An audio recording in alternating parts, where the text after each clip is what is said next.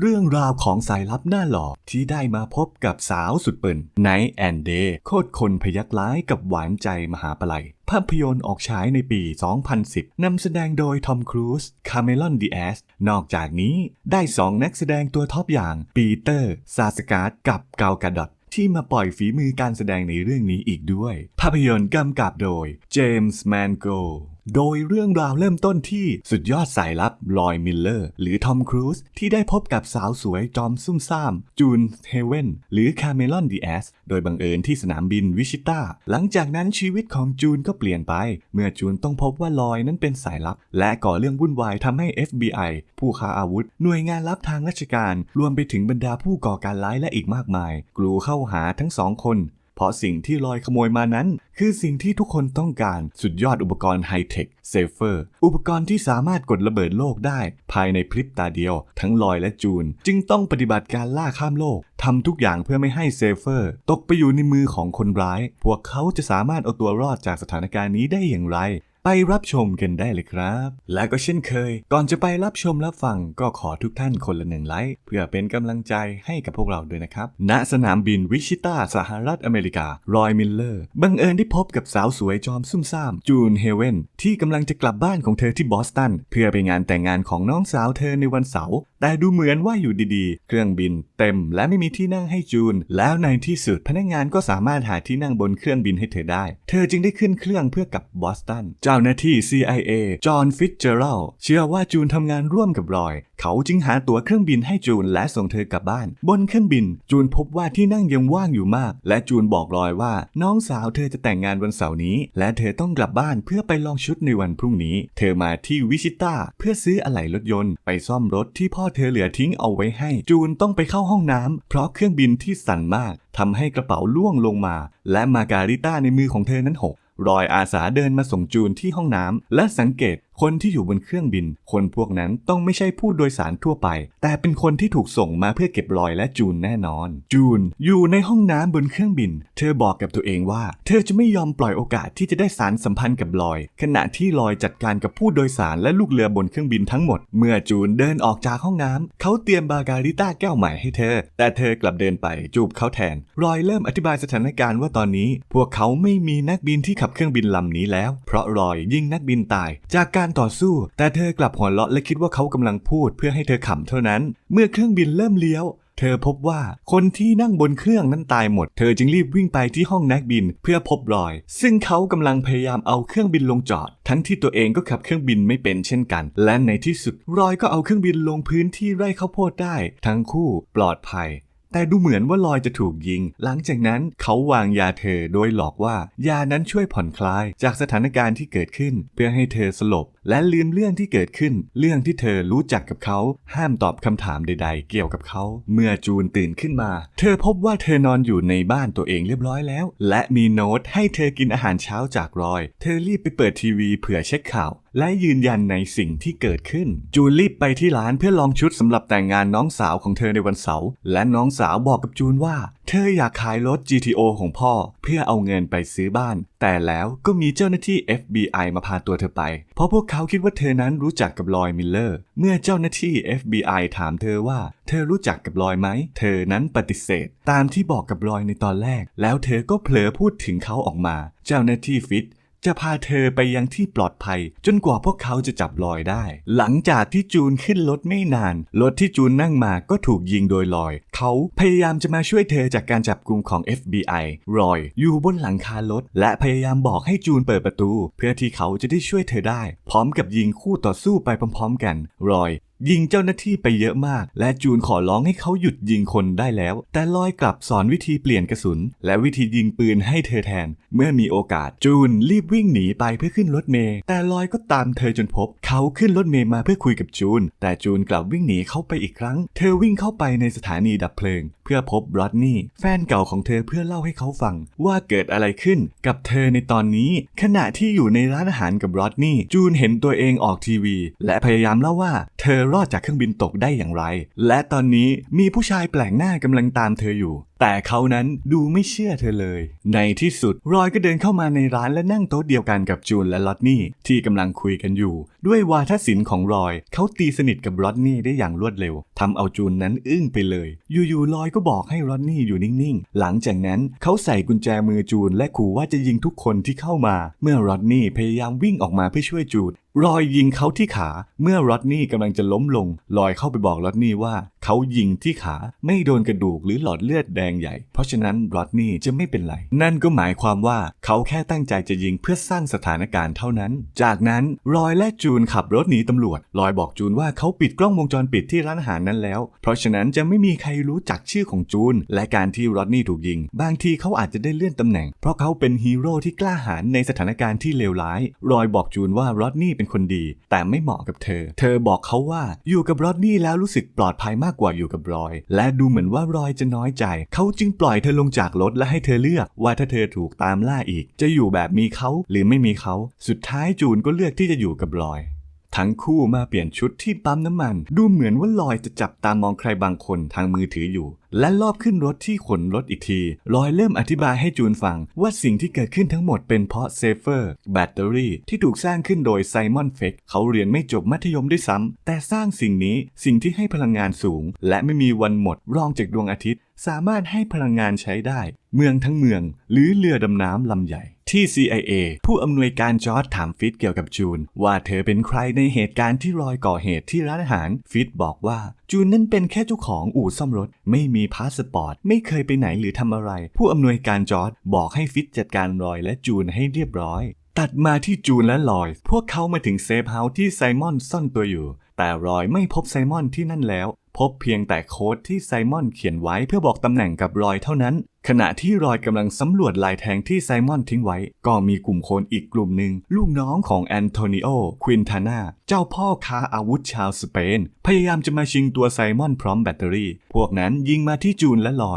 ยพยายามสอนจูนให้ใช้ปืนและยิงรอยพยายามพาจูนลุยออกมาจากการถูกระดมยิงรอยฝากปืนไว้ที่จูนและเมื่อรอยกลับมาและเรียกชื่อเธอทำให้เธอตกใจและยิงปืนไปรอบๆตัวเมื่อรอยเข้ามาห้ามไว้ได้เขาให้เธอดื่มยาไบรโทซิโลพร้อมกับหลอกเธอว่าพวกนั้นจะลมแก๊สพิษหลังจากนั้นจูนก็สลบไปเห็นเพียงภาพลางๆเหมือนว่าลอยกำลังห้อยหัวและพูดอะไรกับเธอสักอย่างจากนั้นพวกเขาก็กระโดดลงมาจากเครื่องบินและขึ้นเรือมาได้โดยที่เธอยังสลึมสลืออยู่เมื่อเธอได้สติกลับมาจูนต้องแปลกใจเพราะเธออยู่ที่ริมชายหาดที่เป็นเกาะส่วนตัวของรอยและจูนหลับไปนานถึง18ชั่วโมงเธอต่อว่ารอยที่วางยาเธอเป็นครั้งที่2รอยบอกเธอว่าเป็นเพราะว่าถ้าเธอยังมีสติเธอจะได้สามารถรับมือในสถานการณ์ที่เกิดขึ้นได้เธอยังถามเขาอีกว่าเธออยู่ในชุดบิกินี่ได้ยังไงรอยบอกว่าเขาถูกฝึกให้ถอดสลักระเบิดในที่มืดโดยใช้เข็มกลัดและขนมเพราะงั้นเขาถึงสามารถเปลี่ยนเสื้อผ้าให้เธอได้โดยไม่ต้องมองเธอไม่พอใจที่รอยทำแบบนี้จากนั้นจูนเดินหนีเข้าไปสัญญาณมือถือรอยก็ดังขึ้นและซูมมันไปที่ตำแหน่ง5826ถนนอมาโพล่าจู่ๆมือถือจูนก็ดังขึ้นแอปเปิลน้องสาวเธอโทรมาและเมื่อเธอพยายามเดินหาสัญญาณโทรศัพท์ก็พบว่าอีกด้านของเกาะก็เป็นทะเลเช่นกันยิ่งทำให้เธอโกรธเขามากขึ้นแต่เมื่อเธอรับโทรศัพท์คนของแอนโทนิโอก็จับสัญญาณของพวกเขาได้และรู้ว่าพวกเขานั้นอยู่ที่ไหนจูนเดินกลับมาเธอต่อว่าและเริ่มต่อยไปที่รอยจึงสอนวิธีการต่อสู้เอาตัวรอดให้เธอไม่นานคนของแอนโทนิโอก็มาถึงพร้อมทั้งยิงจรวดใส่พวกเขารอยและจูนวิ่งหนีจากการถูกยิงรอยเริ่มตั้งคำถามว่าทำไมแอนโทนิโอถึงหาเขาเจอในเมื่อเขาไม่ได้ใช้โทรศัพท์เลยจูนจึงบอกว่าเป็นเธอเองที่รับโทรศัพท์จากน้องสาวเธอแอปเปิลเธอต้องบอกน้องสาวว่าเธอนั้นยังสบายดีอยู่จากนั้นรอยก็พาเธอไปที่เฮลิคอปเตอร์จูนเริ่มสติแตกอีกครั้งและเธอจะไม่ขึ้นไปบนเฮลิคอปเตอร์นั้นเด็ดขาดรอยสัญญาว่าจะไม่วางยาแต่เมื่อเขาจับที่คอของเธอก็สลบไปทันทีจูนตื่นขึ้นมาอีกครั้งเพื่อพบว่าตัวเองนั้นกำลังนอนอยู่บนรถไฟที่กำลังขับผ่านภูเขาคาพอนเทือกเขาแอลป์ซึ่งรอยนัดพบกับไซมอนที่นั่นส่วนจูนเดินออกมาจากห้องโดยเผลอทำโน้ตที่รอยติดไว้ให้เธอตกด้วยความหิวเธอเดินมาสั่งอาหารเช้าและได้พบกับนักฆ่าที่แอนโทนิโอส่งมาแต่จูนกลับเข้าใจผิดและคิดว่าเขาคือไซมอนรอยโทรหาเธอหลายครั้งแต่เธอไม่ยอมรับโทรศัพท์ในที่สุดจูนก็เห็นโน้ตที่รอยเขียนให้เธอมันติดอยู่ที่เท้าเธอรอยบอกว่าเขาอยู่ที่ห้องกับไซมอนจูนรู้แล้วว่าคนที่เธอคุยด้วยนั้นคือนักฆ่าเธอจึงพยายามหาเรื่องกลบเกลื่อนเพื่อแยกตัวออกมา ไซมอนเริ่มสงสัยว่าทำไมแบตเตอรี่ของเขามันร้อนขึ้นเรื่อยๆในขณะที่จูนวิ่งหนีไปที่ห้องครัวพ่อครัวกำลังจะเอาน้ำให้เธอเขาก็ถูกแทงเข้าที่ด้านหลังนักฆ่าของแอนโทนิโอ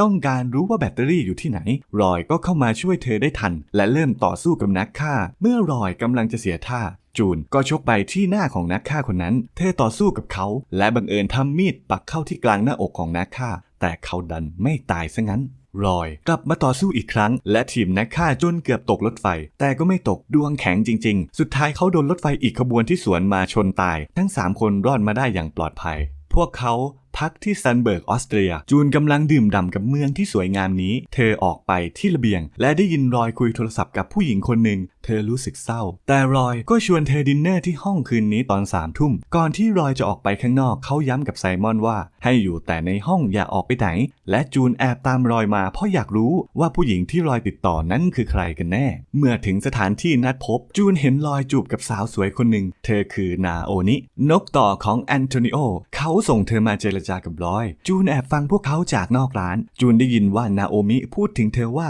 เธอนั่นคือสเปคของรอยเลยแต่ลอยกลับบอกว่าตอนนี้ผู้หญิงคนนี้ค่อนข้างน่าเบื่อจากนั้นลอยเริ่มต่อรองกับแอนโทนิโอเกี่ยวกับแบตเตอรี่และโลกนี้มีคนชั่วอีกมากที่ต้องการมันแอนโทนิโอให้นาโอนิตกลงราคากับลอยแต่ลอยมีราคาในใจแล้วและเขาคิดว่ามันคุ้มค่าสำหรับนาโอนิจูนเดินกลับโรงแรมอย่างสิ้นหวังแต่จู่ๆก็มีคนของ CIA มารับเธอไปเพื่อพบกับผู้อำนวยการจอร์จและเธอพูดถึงฟิตเพราะลอยบอกเธอว่าฟิตพยายามขโมยแบตเตอรี่ไปจอร์จอธิบายให้จูนฟังว่ารอยบอกว่าเขาปกป้องเซฟเฟอร์จากการถูกขโมยแต่ในตอนนี้รอยกลับพยายามจะขายมันให้กับพ่อค้าอาวุธข้ามชาติแอนโทนิโอควินทาน่าหนึ่งในผู้ผลิตอาวุธรายใหญ่ของยุโรปจากนั้นฟิตเปิดวิดีโอที่จูนและลอยเจอกันที่สนามบินและลอยเดินชนเธอถึง2 ครั้งในวิดีโอรอยกำลังเอาแบตเตอรี่ใส่กระเป๋าจูนเพื่อให้ผ่านเครื่องตรวจได้เมื่อผ่านได้แล้วรอยเดินชนเธอเป็นครั้งที่2เพื่อเอาแบตเตอรี่ออกจากกระเป๋าเธอ